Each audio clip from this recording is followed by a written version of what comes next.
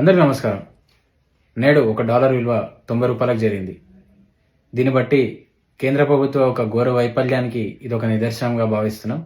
ఏదైతే గతంలో యూపీఏ హయాంలో ఒక డాలర్ విలువ 58 రూపాయలు ఉండే, ఆ సమయంలో గుజరాత్ ముఖ్యమంత్రిగా ఉన్న నరేంద్ర మోడీ గారు ఒక సభలో కరెన్సీ గురించి ఒక స్టేట్మెంట్ ఇవ్వడం జరిగింది. ఆ స్టేట్మెంట్ ని మనందరం ఇప్పుడు చూద్దాం.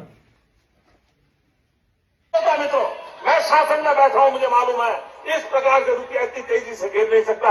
अरे नेपाल का रुपया नहीं गिरता है, बांग्लादेश की करेंसी नहीं गिरती है, पाकिस्तान की करेंसी नहीं गिरती, श्रीलंका की करेंसी नहीं गिरती। क्या कारण है? हिंदुस्तान का रुपया पतला होता जा रहा है। ये जवाब देना पड़ेगा आपको, देश आपसे जवाब मांग रहा है।